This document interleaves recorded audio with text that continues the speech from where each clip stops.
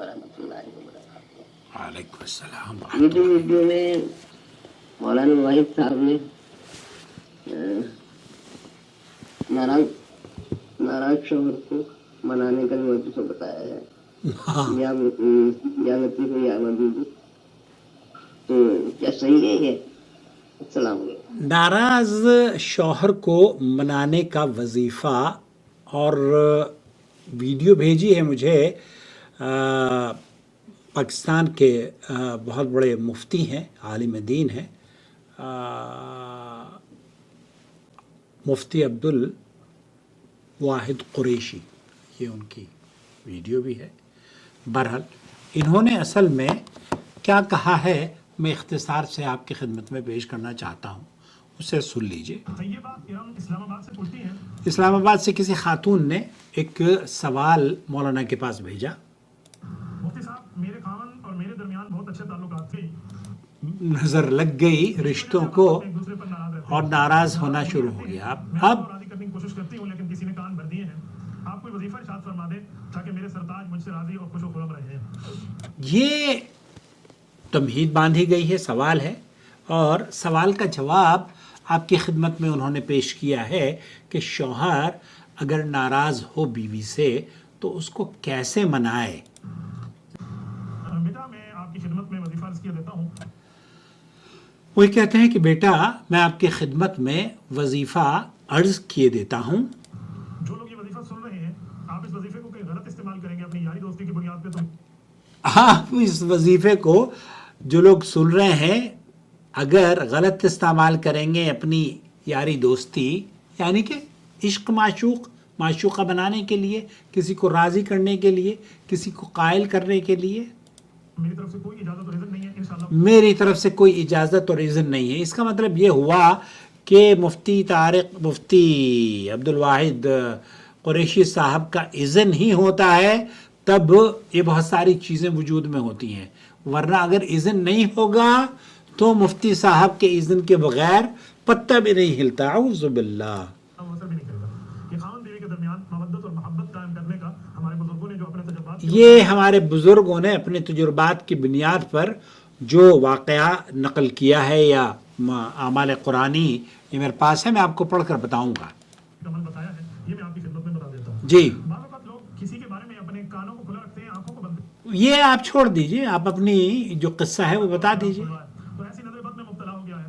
तो मैं आपको एक मोहब्बत और प्यार का एक अमल, आप हस्बैंड वाइफ में अल्लाह पाक मोहब्बत और मवद्दत पैदा, आप खुश और खुरम रहेंगी अपने खावन के साथ। ओके, मैं हजरत हकीमुल उम्मत मौलाना अशरफ अली थानवी रहमतुल्लाह तआला अलैह के वजीफा देता हूँ। मेरा बेटा ये बात याद रखना, ये अशरफ अली थानवी साहब की किताब में से ये वजीफ़ा दिया गया है। आपने मोहब्बत की नीयत से करना है और प्यार की नीयत से करना है, इंशाअल्लाह ताला अल्लाह पाक करम फरमाएंगे। हजरत थानवी रहमतुल्लाह अमाल कुरानी में तारीफ फरमाते हैं, आमाल कुरानी में ये फरमाते हैं 11 दाने लीजिए काली मिर्च के, 11 दाने उठाकर 11 दाने काली मिर्च के लीजिए और फिर उसके बाद 11 तस्बीह 11 तस्बीह, या लतीफ हो या वदूद हो, या लतीफ़ु या वदूदु। तो एक ही पढ़ने की तस्बीह या लतीफ हो या वदूद होगी, 11 तस्बीह हो जाएगी। और खावत की मेहरबानी और प्यार का ख्याल करती करती करती आप पढ़ती रहे। जब आप ये सारे जब ये पढ़ रही हों तो खाविंद को अपने जहन में रख के प्यार और मोहब्बत की उसको तो जो तेज आंच वाली आग हो, तेज जल रही हो, उसमें ये दाने फेंक दें, वो जल जाएंगे तो तेज वाली आग में उसे फेंक दें।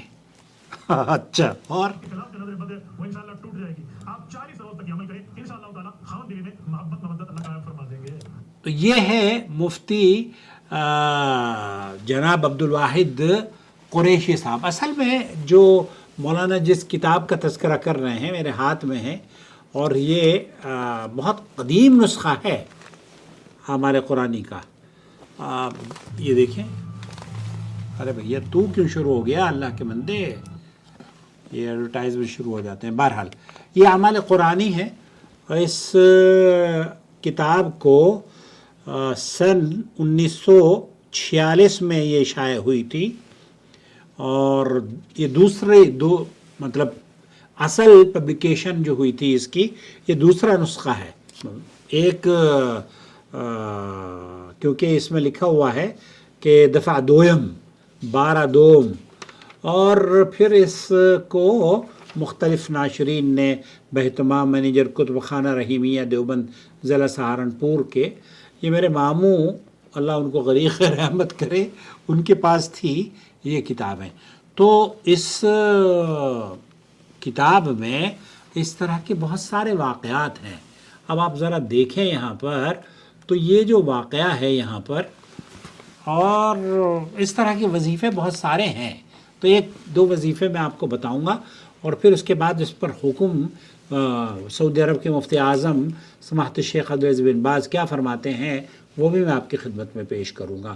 کہتے ہیں کہ متکبر ظالم کے تباہ کرنے کے لیے 4 قبروں کی مٹی لی جائے. 4 قبروں کی مٹی لو. اچھا، وہ قبریں کس کی ہونی چاہیے؟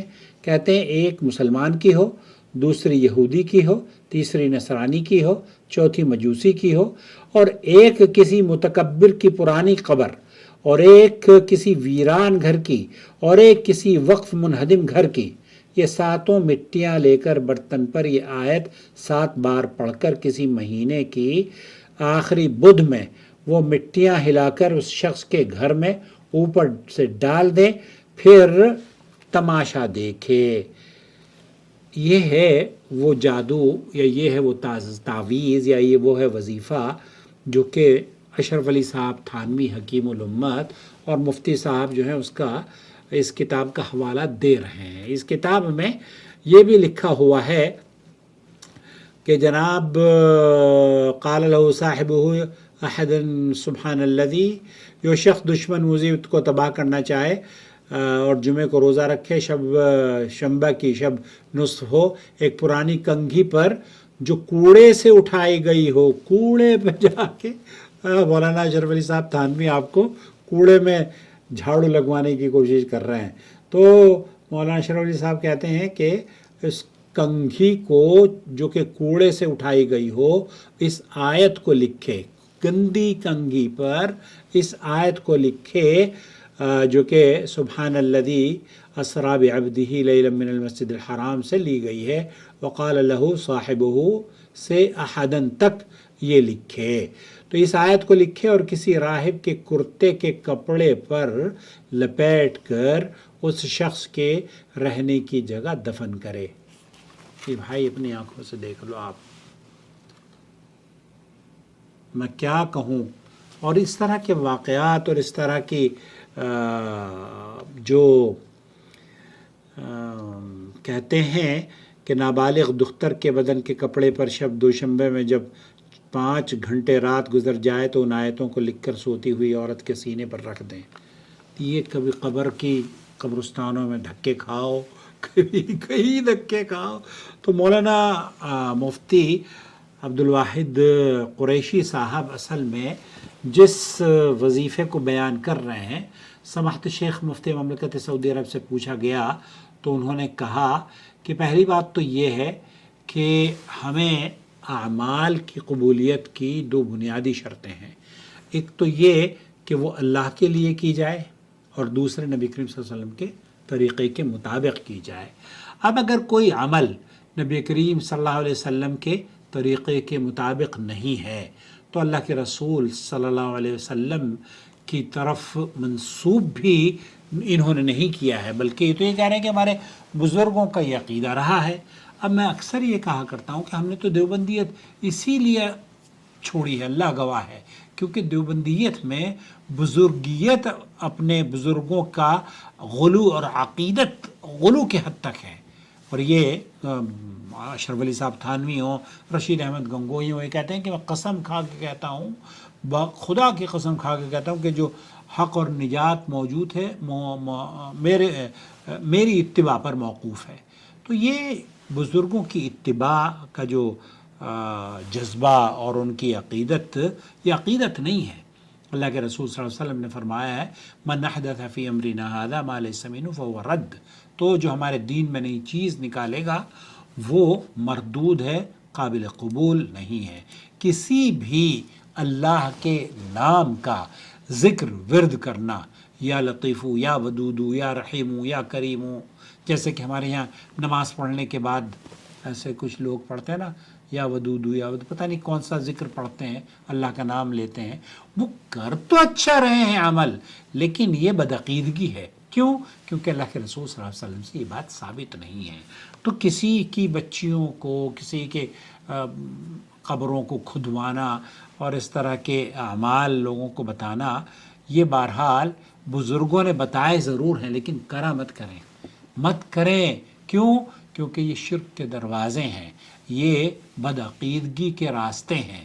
ان پر چلو گے تو اللہ رب العالمین اگر آپ سے پوچھ بیٹھے گا، اور پوچھے گا، یقینی پوچھے گا کہ آپ نے یہ سارا عمل کیوں کیا. ہمیں تو مولانا شریف علی صاحب تھانوی نے کہا تھا. ارے بھائی، تو مولانا شریف علی صاحب تھانوی جو کہیں گے وہ کر دو گے. اللہ آپ کو عقل سلیم عطا فرمائے. علماء اور مشائخ کے ہر قول کو، ہر فعل کو اگر وہ قرآن و سنت سے مطابقت رکھتا ہے تو ہم اسے قبول کریں گے، اور اگر قرآن و سنت سے مطابقت نہیں رکھتا، کہنے والا کوئی ہو جیسے کہ بڑے بڑے لوگوں نے کہا ہے، تو وہی ہم کہیں گے جو عبداللہ ابن عمر نے کہا تھا، الشریعہ نزلت علی محمد ولیس نزلت علی ابی. شریعت نبی کریم صلی اللہ علیہ وسلم پر نازل ہوتی ہے، اور نبی کریم صلی اللہ علیہ وسلم کی شریعت پر ہی ہمیں عمل بھی کرنا ہے. لوگوں، دین کو آسان رکھو، اسے عملیات اور ٹوٹکوں کا مجموعہ نہ بناؤ. میاں بیوی کے مسائل کا حل قرآن و سنت نے دیا ہے. حسن، اخلاق، صبر، دعا، نہ کہ مخصوص تعداد والے وظیفے اور خفیہ وظیفے، اور رات کو جاگنا اور مٹیاں لے کر ادھر ادھر دسترخوان یا پتہ نہیں کون کون سے کیا کیا کرواتے ہیں.